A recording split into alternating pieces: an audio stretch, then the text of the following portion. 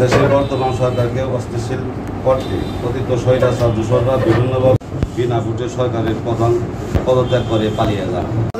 Committee, এই committee তো ওই ভদ্রলোক মানে না। কমিটি সম্পর্কে বিভিন্ন বাজে কথা বলেন। সরকারকে একটা সুষ্ঠু সরকার নির্বাচনের জন্য যে প্রক্রিয়া আছে, এই প্রক্রিয়াকে প্রতিবন্ধকতা করার জন্য আপনারা দেখেছেন যে আনসারদের আন্দোলন, ছাত্র আন্দোলন, বিভিন্ন জায়গায় গোপালগঞ্জ আন্দোলন, বিভিন্ন ওই কুলাইডাঙ্গা মুক্তিযুদ্ধ কলেজের নাম তো কিন্তু ওই জায়গাটা হলো কুলাইডাঙ্গা হাই স্কুলের এলাকার মুরব্বীরা ওই জায়গাটাকে সেই কোশ্চেনের উত্তর দিতে প্রস্তুত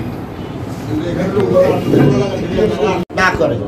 এখন মাননীয় সাংবাদিক বৃন্দ, আমরা একটা কথা আপনাদের বলতে চাই যে এই আনন্দ জামান এর সাথে কালকেও আমার সাথে কথা হয়েছে।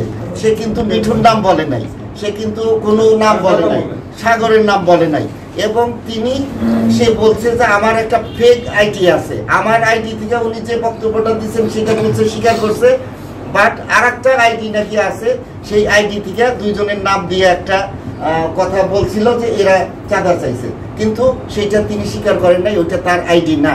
তো যাই হোক, আমরা তারপরেও বললাম যে ওনার আইডি, কিন্তু সেই আইডি হইলেও আমাদের বিএনপির কোনো নেতাকর্মী, আমাদের এলাকার স্থানীয় বিএনপি সহ অঙ্গ সংগঠনের কোনো নেতৃবৃন্দ সেইখানে যান নাই এবং যাওয়ার প্রশ্নই ওঠে না।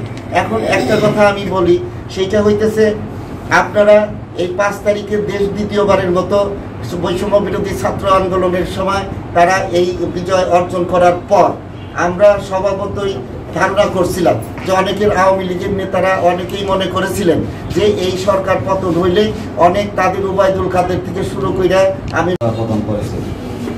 সেই মোতাবেক আমাদের মানিকগঞ্জ জেলা, উপজেলা, ইউনিয়ন ও ওয়ার্ড